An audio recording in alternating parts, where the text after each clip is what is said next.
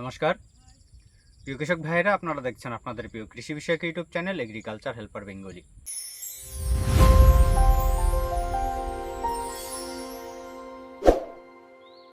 প্রিয় কৃষক ভাইরা, আজ আমরা এই ভিডিওতে যে বিষয়টি নিয়ে আলোচনা করব সেটা হচ্ছে আমাদের ধান চাষে আমরা একটা বিশেষ ধরনের সমস্যা কিন্তু অনেক সময় দেখতে পাই। সেটা কি? সেটা হচ্ছে ফেরাসের বা আয়রনের বিষক্রিয়তা। এখানে এই যে ফেরাসের যে বিষক্রিয়তা ধান গাছের মধ্যে দেখতে পাই, কখন দেখতে পাই এবং তার লক্ষণ কি, আমরা কিভাবে চিনব এবং সেই ফেরাসের যে বিষক্রিয়তা হাত থেকে আমরা আমাদের গাছকে কিভাবে রক্ষা করব, সেই বিষয়গুলো নিয়ে আমরা এই ভিডিওতে কিন্তু আলোচনা করব। দেখুন, আমরা কি জানি? আমরা জানি যে আমাদের গাছে বিভিন্ন ধরনের খাদ্যের প্রয়োজন পড়ে, কিন্তু গাছ আবার যদি অতিরিক্ত মাত্রায় গ্রহণ করে তখনও কিন্তু তাদের মধ্যে বিষক্রিয়তা সৃষ্টি হয়, আমাদের গাছের ক্ষতি হয়ে থাকে। তো সেক্ষেত্রে প্রতিটি খাবার, এনপিকে থেকে শুরু করে জিঙ্ক, সালফার থেকে শুরু করে, বা আমরা ধান গাছের মধ্যে যদি দেখি সেটা হচ্ছে জিঙ্কের যে বিষক্রিয়তা সেটা অনেকটা বেশি পরিমাণে দেখা যায়। তার পাশাপাশি যে ফেরাস, আয়রন, তারও বিষক্রিয়তা কিন্তু দেখা যায়। কখন দেখতে পাওয়া যায়? সাধারণত আমাদের ধান গাছে বা ধানের জমিতে ধরুন বেশ কিছুদিন যাবৎ বৃষ্টি হয়েছে, ধান গাছটা অনেকটা পরিমাণে জলের মধ্যে তলিয়ে আছে। এবার এখানে গিয়ে কি হয়, গাছ মাটির থেকে আমরা কি জানি অক্সিজেন গ্রহণ করে শিকড়ের মাধ্যম দিয়ে। মাটির মধ্যে অক্সিজেন থাকে, সেই অক্সিজেনটা গ্রহণ করে। কিন্তু যখন মাটির মধ্যে এই যে জল থাকার কারণে অক্সিজেন ঠিকমতো পৌঁছায় না বা অক্সিজেন থাকে না, এই অক্সিজেন যখন থাকবে না সেই অবস্থায় ফেরিক আয়রন এটা রিয়াকশনে, অর্থাৎ কেমিক্যাল রিয়াকশনের মাধ্যমে এটা কি হয়, ফেরাস আয়রনে পরিণত হয়ে যায়। এবার আমরা কি জানি, গাছ কিন্তু ফেরাস গ্রহণ করে। আমরা দেখুন বাজারে থেকে আমরা বলি যে ফেরাস সালফেটকে ব্যবহার করতে। দেখুন, ফেরাস সালফেট অর্থাৎ মাটির মধ্যে যেগুলো থাকে সেগুলো এক ধরনের কেমিক্যাল বন্ডে থাকে, সেটা ভেঙে গাছের খাবারের উপযোগী হয়। সেখানে আমরা কি বলছি, ফেরিকটাকে ভেঙে ফেরাসে পরিণত হচ্ছে এবং তারপরে সেটা গাছ গ্রহণ করে। এবার যখন মাটির মধ্যে অক্সিজেন কম আছে, মাটির মধ্যে যেহেতু জল রয়েছে, অক্সিজেন কম আছে, এ কি করে, এ হচ্ছে ওই অক্সিজেনের অভাব হওয়ার কারণে যেটা ফেরিক আয়রন, এটা ভেঙে আপনার ফেরাস আয়রনে পরিণত হয়ে যায়, অ্যাভেলেবিলিটি বেড়ে যায় এবং গাছ ওই জলের মাধ্যম দিয়ে কি করে, ওই ফেরাস আয়রনটা বেশি পরিমাণে গ্রহণ করে। এবং যখনই গাছ বেশি পরিমাণে গ্রহণ করে, গাছের মধ্যে বিষক্রিয়তা সৃষ্টি হয়। কারণ কি? কারণ হচ্ছে এই ফেরাস হচ্ছে কি অনুখাদ্য, গাছের খুব অল্প মাত্রায় প্রয়োজন পড়ে। এবার গাছ যদি সেটা বেশি মাত্রায় নেয় তাহলে এর মধ্যে বিষক্রিয়তা তৈরি হবে। এবার বিষক্রিয়তা তৈরি হলে এর লক্ষণগুলো কি কি আমাদের সবার প্রথম জানতে হবে। কোনো একটা সমস্যা যদি আমাদের গাছে হয় তাহলে তার লক্ষণ কিভাবে আমরা চিনব? দেখুন, এর প্রথম লক্ষণ যেটা, সেটা হচ্ছে পুরনো পাতায় বিশেষ করে আক্রমণটা, মানে ডেফিসিয়েন্সিটা সবার প্রথম আপনি যেটা লক্ষ্য করবেন সেটা হচ্ছে পুরনো পাতা। পুরনো পাতায় আপনার কি করবে, তামাটে ব্রঞ্জ কালারের রং ধারণ করে, আগার দিক থেকে আস্তে আস্তে পুড়তে পুড়তে নিচের দিকে নামতে শুরু করে, শিকড় আপনার কালো হয়ে যায়, নতুন করে শিকড় গজায় না। ধান গাছের ক্ষেত্রে আমরা যদি বলি তাহলে গাছের যে পাশকাঠি, নতুন করে পাশকাঠি ছাড়ে না, পাশকাঠির সংখ্যা কমে যায়, গাছের বৃদ্ধি থেমে যায়। আমি একটা একটা করে আপনাদেরকে ছবি দিয়ে দিচ্ছি পাশে, আপনারা বুঝতে পারবেন। এবং তার পাশাপাশি পরবর্তী সময় আমরা যদি দেখি, যখন কাস্থর আসছে বা শীষ বের হচ্ছে, এই সময় কি হয়, কাস্থরের দৈর্ঘ্য ছোট হয়, শীষ থেকে দানা গঠন ঠিক মতো হয় না, দানা অপুষ্ট হয়, দানা চিটে হয়, যদি ফেরাসের বিষক্রিয়তা তৈরি হয়।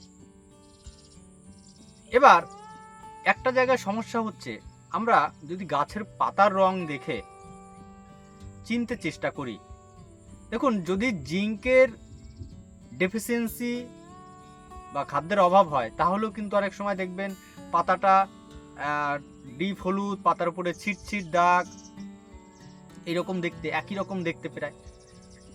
তার পাশাপাশি আপনার যদি বিএলবির আক্রমণ হয় সেক্ষেত্রেও প্রায় একই রকম দেখতে হয় প্রায়। তাই শুধুমাত্র আমরা পাতার কালার দেখে, পাতার উপরে লক্ষণ দেখে কিন্তু এটাকে নির্বাচন করব না যে এটা ফেরাসের বিষক্রিয়তা। আমরা কি দেখব? প্রথমত ধানের জমিতে কন্টিনিউ জল জমে আছে কিনা। যদি জল জমে থাকে, তারপরের লক্ষণটা হচ্ছে কি আমাদের পাতায়, পাতা এই যে তামাটে ব্রোঞ্জ কালার হচ্ছে এইটা।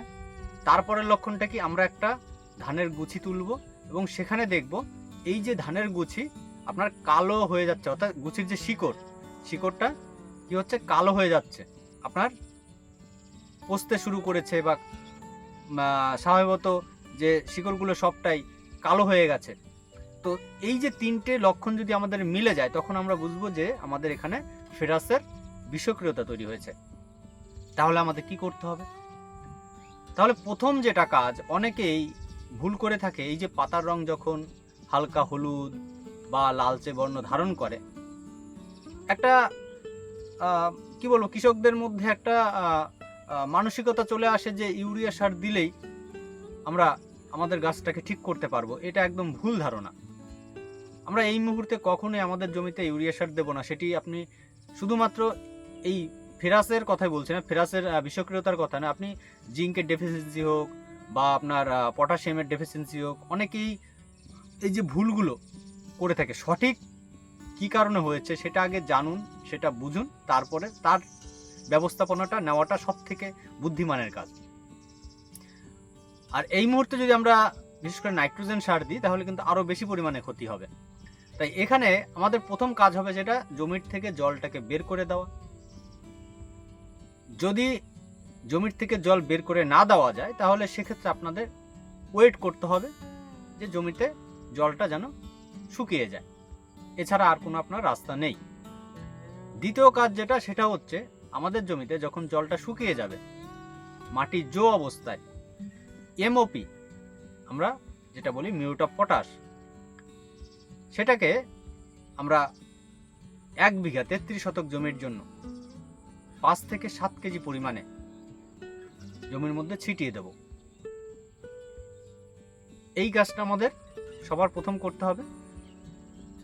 এবং যেটা করতে হবে সেটা হচ্ছে মাটিটাকে হালকা করে আমাদের কোনো রকম ঘেটে দিতে হবে, যেন মাটির মধ্যে যে সকল কি হয় যে গ্যাস তৈরি হয়, এই মানে বেশ কিছুদিন যখন জল এক নাগারে আপনার জমিতে জমে থাকবে তখন কি হয়, মাটির মধ্যে গ্যাস তৈরি হয়, সেই গ্যাসগুলো যেন বাইরে বেরিয়ে আসে, কারণ এই গ্যাসের ফলেও কিন্তু আমাদের ধানের জমির ক্ষতি হয়। এবং আপনি যে মিউট অফ পটাশটা দিয়েছেন এটা মাটির সাথে ভালোভাবে মিশে যেন গাছ তাড়াতাড়ি নিতে পারে। তো সেই কারণে আপনাদের মাটিটা হালকা করে কোনো রকম আপনার ঘেটে দিতে হবে। এই কাজগুলো করলেই কিন্তু যথেষ্ট। এবার এখানে গিয়ে আরেকটা সমস্যা হয়, সেটা হচ্ছে মাটির পিএইচ মান। দেখুন এইখানে এই যে ফেরাস বিষক্রিয়তার পিছনে আরেকটা কারণ হচ্ছে মাটির পিএইচ মান। মাটির পিএইচ মান যদি আপনার কম বা বেশি থাকে তাহলে সেক্ষেত্রেও কিন্তু অনেক সময় এই ফেরাসের যে আপনার বিষক্রিয়তা সেটা ঘটে। তাই মাটির পিএইচ মানকে সঠিক রাখার জন্য অবশ্যই আপনার মাটিটাকে পরীক্ষা করা প্রয়োজন এবং সেই অনুপাতে আপনাকে হয় ডলোমাইট অথবা জিপসাম দুটোর একটা ব্যবহার করে মাটির পিএইচ মানটাকে ঠিক করে নেওয়া প্রয়োজন। তারপরেই আপনার এই ধান চাষ শুরু করতে হবে। আপনি যদি এই যে মাটির পিএইচ মানকে ঠিক না করেন তাহলে কিন্তু, আমরা এর আগে প্রচুর ভিডিও দিয়েছি যে মাটির পিএইচ মান হচ্ছে এতটা গুরুত্বপূর্ণ প্রতিটি ফসলের জন্য, যেখানে আপনার মাটির রোগ থেকে কীট পোকা পর্যন্ত এর উপর ডিপেন্ড করে। তো যাই হোক প্রিয় কৃষক ভাইয়েরা, ছোট্ট একটা ভিডিওর মাধ্যমে আশা করি আমি এই বিষয়টাকে আপনাদের সামনে তুলে ধরতে পারলাম। যদি ভিডিওটি দেখে আপনাদের উপকার হয়, কাজে আসে, তাহলে অবশ্যই ভিডিওটিকে লাইক করবেন, ভিডিওটি শেয়ার করবেন। আর কিছু জানার থাকলে অবশ্যই কমেন্ট করে জানাবেন। আর যারা ইউটিউব চ্যানেল থেকে দেখছেন আমার, তারা চ্যানেলটিকে সাবস্ক্রাইব করবেন। যারা ফেসবুক পেজ থেকে দেখছেন আমার, তারা অবশ্যই ফেসবুক পেজটিকে ফলো করে রাখবেন। তাহলে আজ এই পর্যন্ত, দেখা হবে পরবর্তী ভিডিওতে। নমস্কার।